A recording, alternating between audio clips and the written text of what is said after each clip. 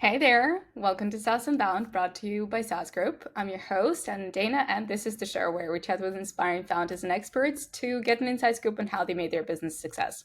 And today with me is Michael Kamleitner, CEO and founder of walls.io, an all-in-one social wall solution that allows you to collect, curate, and display content in an easy to customize feed, and SWOT.io, a central one-stop inbox for your social community management, both very profitable, completely bootstrapped, and well, it's really fascinating how you're growing both. So really excited to learn about it.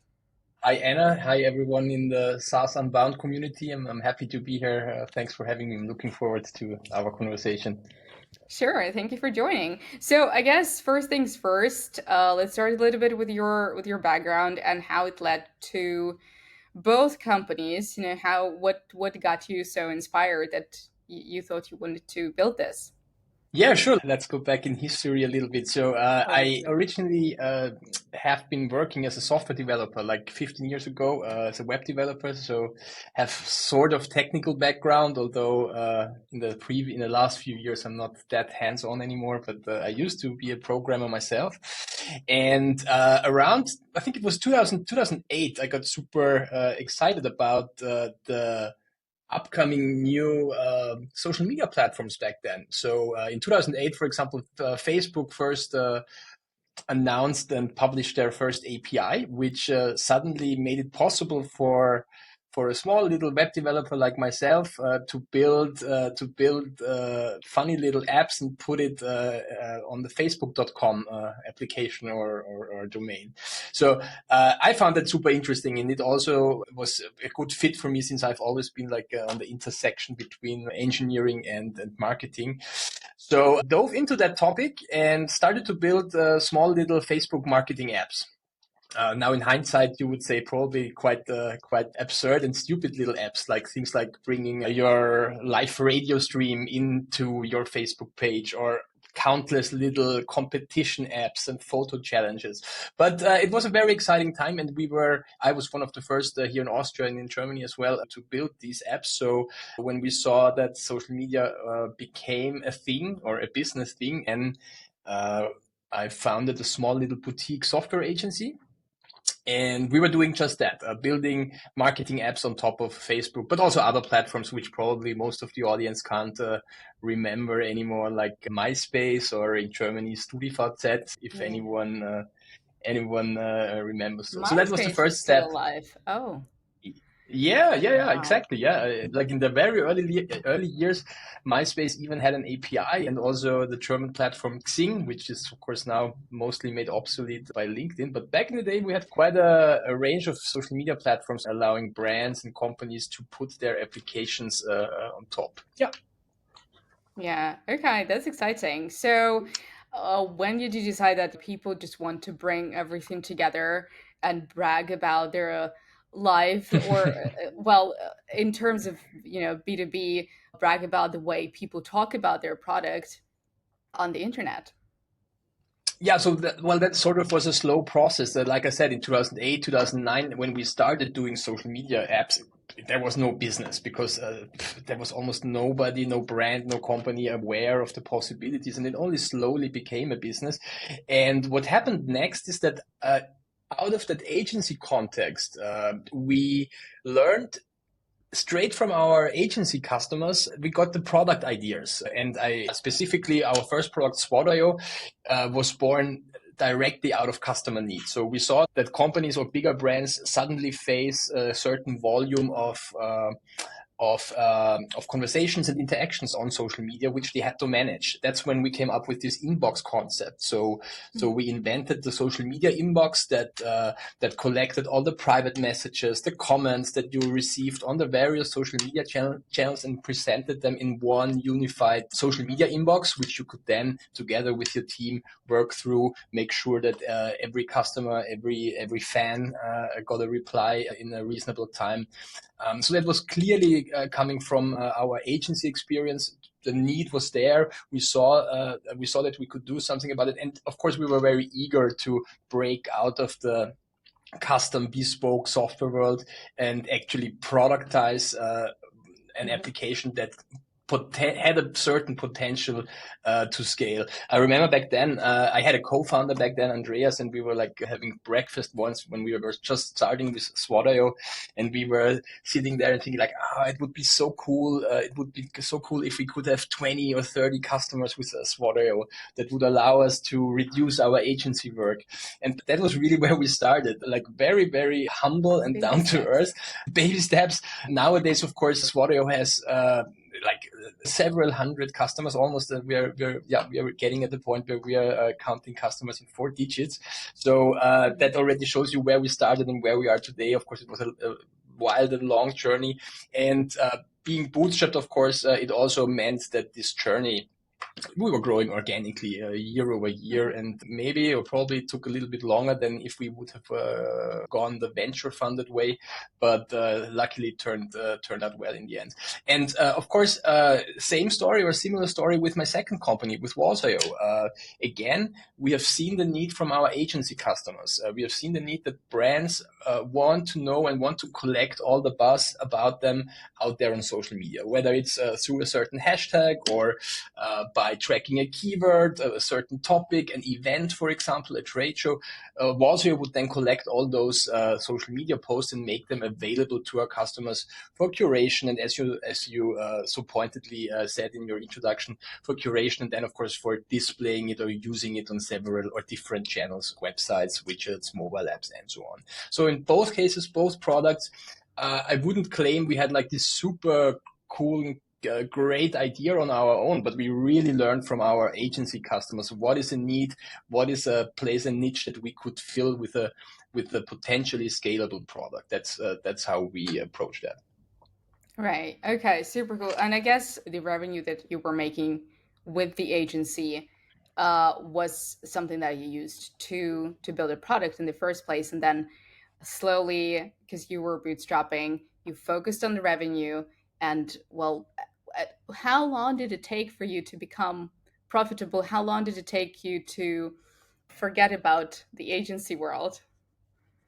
Yeah, way too long is the short answer, and that's probably also because of my personal nature of being relatively risk averse. So we really phased out the agency business quite slowly. I would say like almost 2 years, I guess, would have been the time span where we at one point stopped taking on new agency customers and then really phased out the agency revenue while slowly ramping up first SWOT.io and then 1 or 2 years later the Walls.io revenue. I would say it took about 2 years. Of course, in hindsight, I can only I'm super blessed and lucky that it worked out, not just one time with one company, but even 2 companies. I'm of course aware that this is not to be given, and I think at this point, of course, also very, very important to point out that this in both, like, SaaS is a team sport, and of course doing that and succeeding 2 times was of course only possible because I was lucky enough to work with the right people, and with some of them still working after more than 10 years. So that is something that's of course very important to mention. Absolutely, that's great. And well, with your type of products and with the dependability on other platforms, it's just incredible that it really worked out because, Cambridge Analytica and then, the Twitter changing its pricing. It's just because I was talking to some other founders that have the same dependability on the social media platforms, and they were talking about it, and it's like blow after blow after blow. So how do you build up that kind of resilience, and how do you just like justify for yourself like this kind of Yeah. need to fight all the time? Oh, well, that's a great question. So first of all, if I would ever found another company, another product, I swear to God and to myself and to you and the audience, it will not be a social media based product anymore. So I definitely learned a lesson here. You are right. Of course, it's a constant up and down. Truth be told, from the get-go, when we started to build our products, friends, people, business acquaintances, they have always said like, oh, but what happens if Facebook closes down their API, or what happens if Instagram creates their own competing product.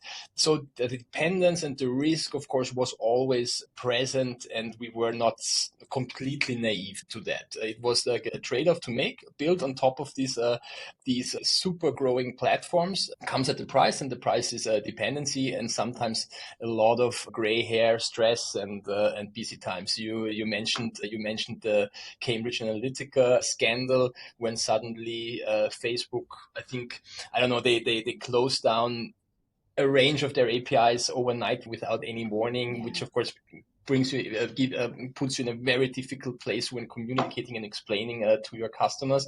That was probably the lowest point in the last 10 years, only surpassed by this year's surprise when Elon Musk introduced their Twitter, now it's X, enterprise Yeah. API fees earlier this year. So the resilience, yes, we had a long time. We had 10 years to develop that resilience. And on the bright side, I think it's also partly what we are offering our customers, to be the ones responsible to adapt very quickly to these changes, to be the first product among our competitors to adapt new APIs or API changes, to provide a stable service on top of these APIs, although it's difficult. So yes, it's challenging, but I think it's also in our core DNA to excel here and make it like something positive towards our customers. Yeah, absolutely. All right, so we'll talk about communicating that with your customer and just customer communication. But over the years, because, well, of course, like you kind of predict things like Cambridge Analytica and Twitter. Well, Elon just like thought he's a way smaller company, so he could just spin it around overnight. But have you maybe developed, I don't know, a gut feeling that helps you predict some kind of changes? Maybe look for trends that could mean a big change in the industry, in social media, where it's going. I don't know. How about threads? I mean, are you working with it? Is it already dead? No one knows. No one has heard about it. So yeah, what do you do? Is there a magic gut feeling that you have now? Well, I wish there was a magic answer or solution to that. It is, in fact, a lot of gut feeling. And of course, being in the social media industry and space for almost 15 years, I feel quite comfortable trusting my and my team's gut feeling to not immediately jump on board of new trends and new hype trains as soon as they arrive, but take a step back and really evaluate in your current customer base through surveys and that's like with data to really decide whether it's worth it. But in the end, of course, very often it's trial and error. I'll be honest with you. So and we made our share of mistakes here as well, especially with Wasio, where we pride ourselves to support. I think it's 14 social media platforms right now. I guess it's not a big secret that I would say like the 80-20 rule, like 80% of the Mhm. volume of post or content we are processing are definitely coming from 20% of those social media. So of course it's a matter of fact that a few platforms dominate, and sometimes you try things and it doesn't turn out well. There's also Sure. another thing that you also have to consider, watching very carefully what actually is possible. That depends a lot on the APIs that those platforms are offering. For example, there's still, for example, new and upcoming platforms like TikTok or also Snapchat, to some extent, still have quite limited API, which also limits you in your product development. That has also to be considered. Yeah, but to come back to your question, it is a lot of gut feeling, a certain tendency to not jump on board immediately and see how things play out. But of course, if you're mentioning threads, of course, we would love to support threads very quickly, or we would have loved to support threads very quickly. Unfortunately, it's A, not available in Europe, B, has no API whatsoever, so it's a little bit off limits right now. And sometimes that's quite good because, as you mentioned, what seems super shiny and successful in the first few weeks very often crashes down soon enough, which I think seems to be the case with threads. Yeah. Okay. Thank you. Thank you for the answer. Because I think, yeah, there's no way to predict these things, but obviously, yeah, over the years, since you've been in the business for so long, maybe there is a gut feeling that you can trust at least, or have enough patience to just like step Yeah, back and look at the bigger picture. And true, and the longer you are in this, the more you grow your customer base. I can only repeat what I already said in the beginning. I think your customers are probably one of the most valuable sources of information for these kinds of decisions. So in some cases, our customers would identify new platforms before we would see how they make sense. So, for example, a few years ago, I didn't personally think of TikTok as a very relevant B2B platform. I mean, personally, I'm just too old to use TikTok. I just don't get it. And I didn't really think in a B2B way of TikTok. But then suddenly we have been seeing really old school German industrial companies among our customers who suddenly start to use TikTok for recruiting. And suddenly it makes click and it makes sense, right? I mean, how do you reach candidates in a certain age group? Well, obviously TikTok is a good bet. So listening to your customers, as in so many questions, seems to be how you almost can't go wrong. Absolutely. All right. Well, let's dig deeper into customer communication because again, I Mm-hmm. think since you're working with companies that are heavily involved in social media, they want to be there, and it's kind of this big and shiny thing that they like and they rely on.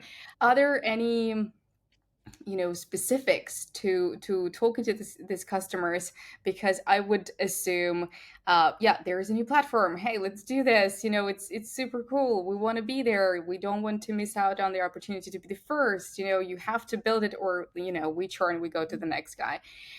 So how do you deal with this, like, waves of excitement from customers that want the next big thing, and how do you explain that maybe threads are Yeah. not happening even if you Yeah. really want it?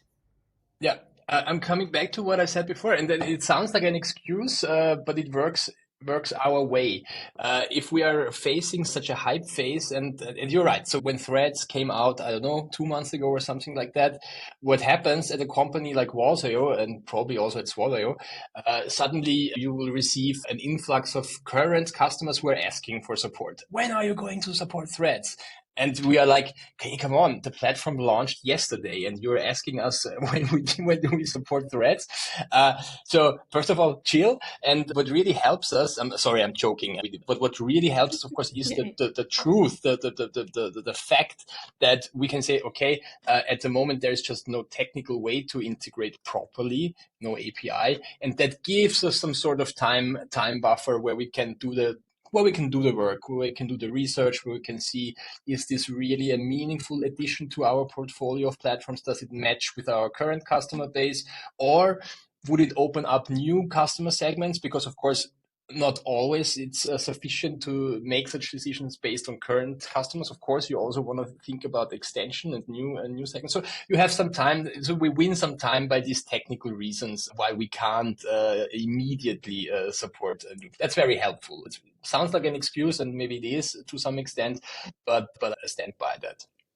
Sure. Okay. Well, yeah, I think it's a very healthy, sustainable choice. Like, just like at first look at it and understand like what everyone else is doing, like if it's Yeah, working, or yeah. and I think also many of the brands, of our customers, the companies would be well advised to take a step back before deciding jumping on a new platform, because what you can see, and honestly, since the beginning of social media, you can see companies jumping on new channels and then abandoning them again, and you find an abandoned whatever Mastodon profile which has 3 posts, and then nobody takes care anymore, and 5 years later it still has the old company logo and stuff like that. So even in the most biggest companies, there's always limited human resources, right? But especially in smaller, medium businesses where you have maybe one social media marketing manager or two sharing the duties, they really have to be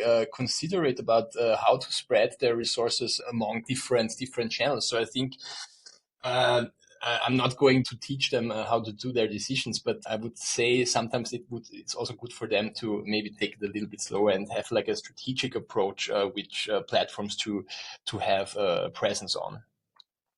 Okay, thank you for saying it. And about teaching, I mean, I think it's super important. A lot of founders, especially if they're bootstrapping, solo founders, it's a lonely journey. It can get really they can get into their bubble and not share any knowledge. And I know that you're involved in a couple of communities where you do that, where you support other founders, and you talk to each other. And that's actually also something that I wanted to ask you about, because um, I've just attended this huge tech conference, Code Talks in Hamburg, and that was one of the tracks that was there: mental health of founders, just like the loneliness of the job. So how do you deal with that? Why are you, yeah, why have you started this community in Austria in the first place? How does it help you? And what is like a long-term vision for it? Yeah. Oh, a lot of great points. So let me maybe refer to the loneliness, or the simple fact is that I'm Sure. a solo founder. While I did found the original agency with Andreas, he left the company pretty soon. So the both SaaS products, both SaaS companies, I did found solo. Again, I would like to highlight the importance of having a good team, whether they're co-founders or not. That's really the deal breaker. And I was blessed twice with both companies. But I also, like I already said, like I swear to God, not a third social media company. I can give you another promise. I would also, if I ever should found again, I would also not found solo anymore, because as you Okay. rightly, it can be lonely, and it of course you will always be you always, as a CEO, you always have to be the one who, even darkest hours, be optimistic and push your team, and emphasize the opportunities and not so much the risks and challenges. So you have to play that role towards your team. But if you're a solo founder, then who are you talking to about the bad things? And Yeah, that's where the absolutely. community comes in. Having like a network, a community of similar stage founders and CEOs is something that I found to be very helpful. And yes, that was one of the reasons to get involved in our local SaaS community, which is called the SaaS Club Vienna, which I'm co-organizer of. Unfortunately, not super regular in the previous years since COVID. So I really need, or we should really ramp it up a little bit more again. But it started really like a very informal meetup of 10, 15 SaaS founders here in Vienna and and around Vienna, where we got to know each other so closely that after a while we were very open with each other, sharing all the numbers and stuff like that, and that helps so much. You learn and you experience that most of us are going through the same issues at one point. Hopefully, you will have a support group with people who are also maybe a step ahead of you, so you can learn from that. And of course, the other way around, helping people who maybe are just getting started. That's super important. SaaS Club Vienna is our local community. If I'm allowed to give a plug here, I would mention something, a Sure. second one. I just need to get it off my chest, and maybe also to relate this to bootstrapping a little bit. I'm sure many of our listeners, or your listeners, have heard about the SaaStr conference in America. It's Yeah, definitely the biggest sure. SaaS focused conference out there. I've been there a few times, and I really love, great conference, great everything, top content. But as a European-based bootstrapper, you go to these conferences and then you hear all the stories. 100 million funding, dozens of 1,000 employees, and I don't know, 100 billion market cap, whatever. And I mean, that's cool and inspiring, and sometimes you need to hear these stories, but very often I found it quite hard to relate that to my experience and to my business and really learn something meaningful that I can apply.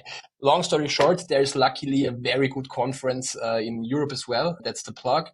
It's SaaStock, SaaStock. You're smiling, so you probably Yeah, yeah, because are. we're Have you going been? there too. Are you Well, going there? not me personally, but Oh, a few people from saas group are going to be there. So you have an opportunity to meet with everybody.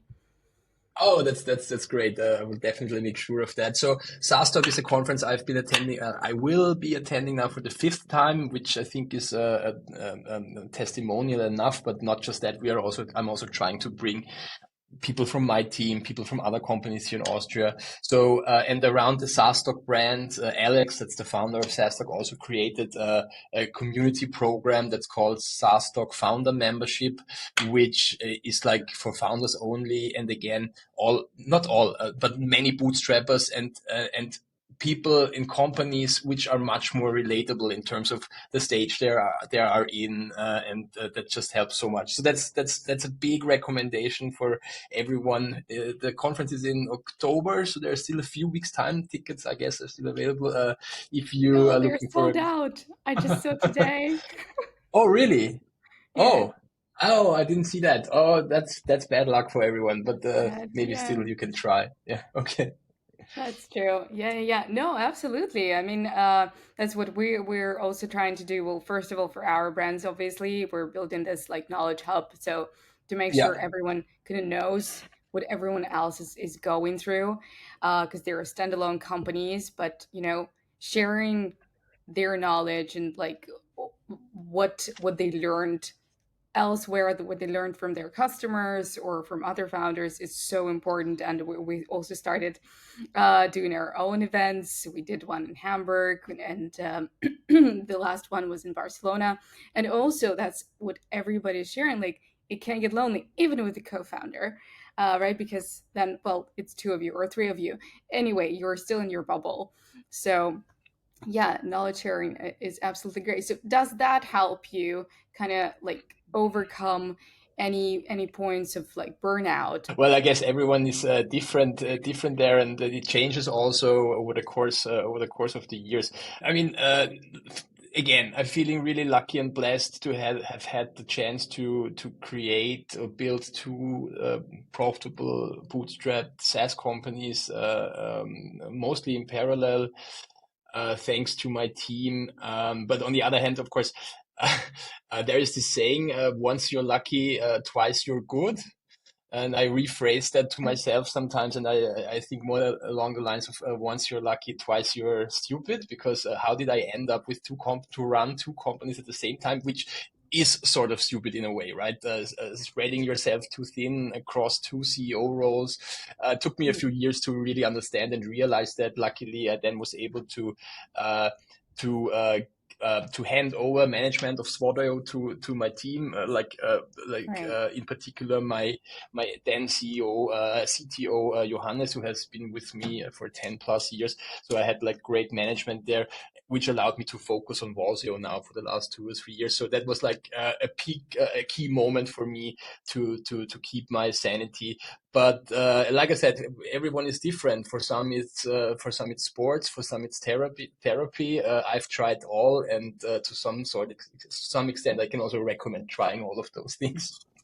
That's true. Yeah, we had there was a question on Code Talks to David Heinemeier Hansen, and he was like, "Sports, do sports," and that's it. It's just simple science. And we were like, "Okay, And I think there's a lot to that. And for me, yes, sports is like keeping healthy as much as possible is definitely a key thing. Although I find that very hard to be consistent on that end, oh yeah, whether it's healthy food or doing sports. It's not easy for some people, but keeping at it, yeah. For me, structure. I'm all about structure and having the most boring. If you look at my calendar, the most boring person, because I really have a rigid structure that helps me to keep sane. But again, people are different, I guess. yeah, absolutely, absolutely. I'm all for structures and timetables. Otherwise, it's just easy to Yeah, wobble one way or the other. yeah. But let's talk I about guess one thing. Sorry to interrupt you. I guess for one sure. thing. If I've learned one thing, uh, is don't be too proud or whatever you want to call it to get an assistant as soon as you can afford. I would say even and especially for bootstrappers, I guess it's super hard to make that step, right? Because as a bootstrapper, Yeah. you have a certain growth trajectory, which usually is not like hockey stick, but more like organic. And that usually means every additional hire you make somehow comes as that previous profits or cash flow. And then you say, do I get another sales manager? No, my engineering team is always understaffed, so let's hire there. And also I can do all the admin stuff myself anyway. But I think there's a big leverage in finding yourself a good, call it assistant, call it whatever you want to call it. And maybe that's one learning, to not be ashamed to do that maybe early, sooner than later. I did it quite late, and I think I missed some leverage here. Okay. Oh, I think that's a great advice. All right. Well, but let's talk about the fact that you delegated the second company Yeah. to another CEO. And again, first of all, why did you choose this company to delegate? Is it your favorite kid? Like, Well, and how did it go? Again, personally, because you were in control, you were the only, person, the yeah, solo founder. How did the delegation go? Because well, yeah, you stay still kind of, well, I assume that you still take care of it and you offer some advice, and but you're not really there 100%. So how does it feel? so there's a lot to unpack here. Let's start with the first question: how did I make the decision? And of course, I have to take care.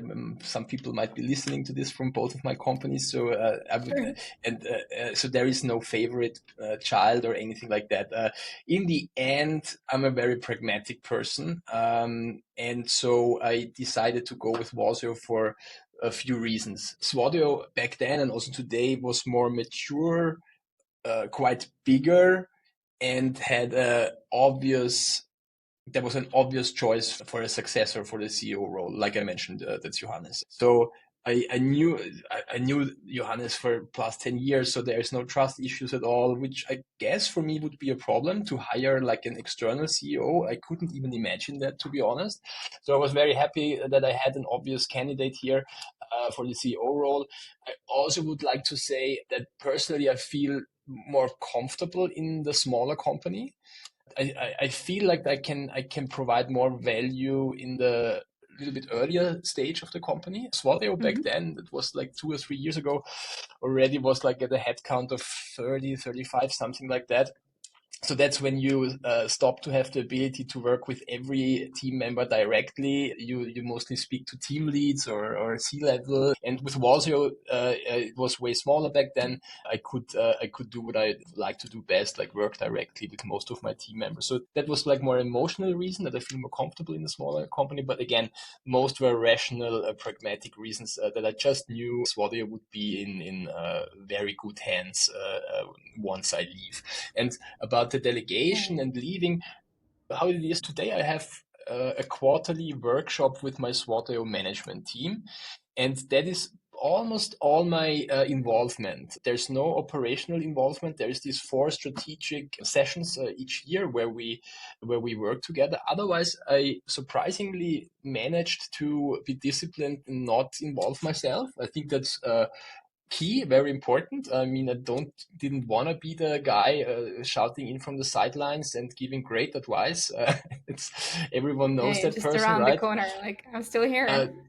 yeah, so sometimes I'm still surprised or amazed that I was able to be so disciplined. I hope, by the way, I hope that the Swallow management team sees it the same way. Maybe I should I check that once with them. But I think seriously, I think I'm mostly doing well and be disciplined. And also, it was just so clear to me that I need this focus on Walseo that was of course relatively easy to be as disciplined.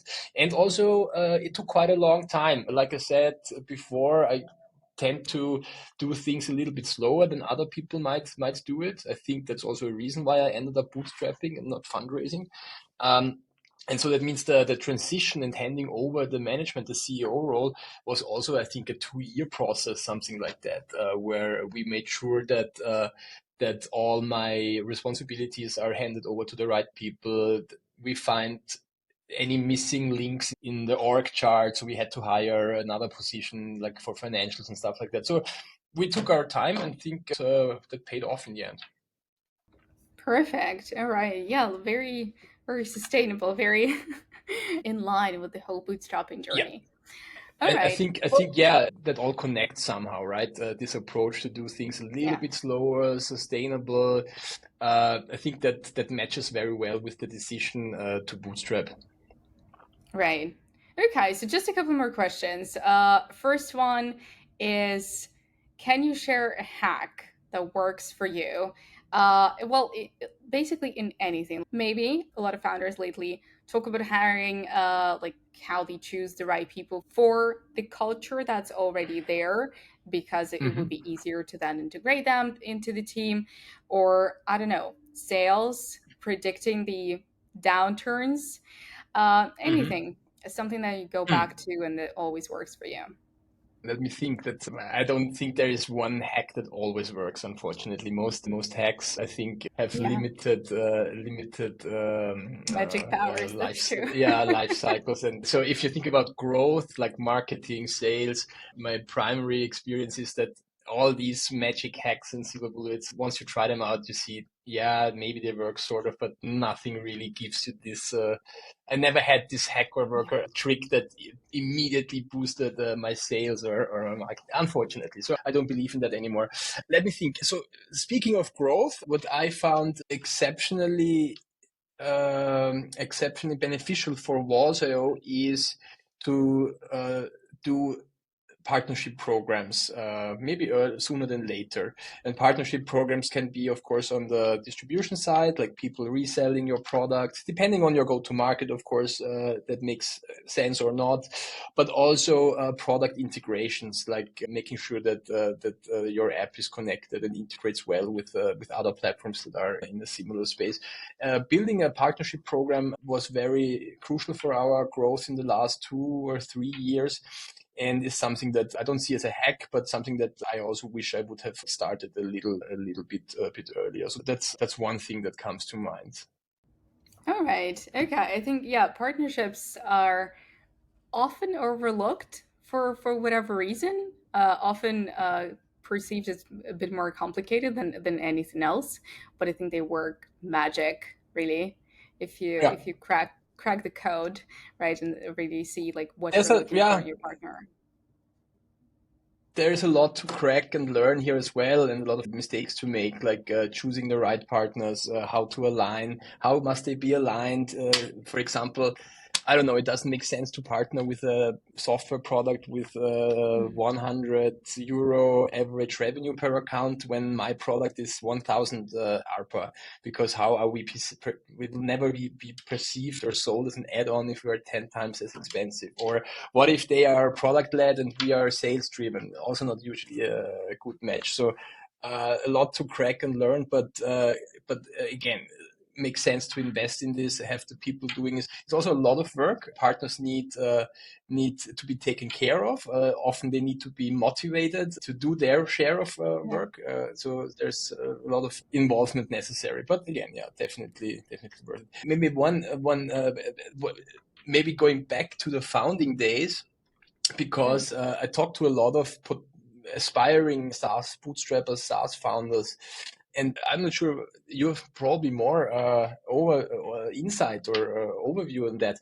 I think there's a lot of people who are trying to bootstrap a SaaS out of an agency business. I feel that is something that I Yeah. hear a lot.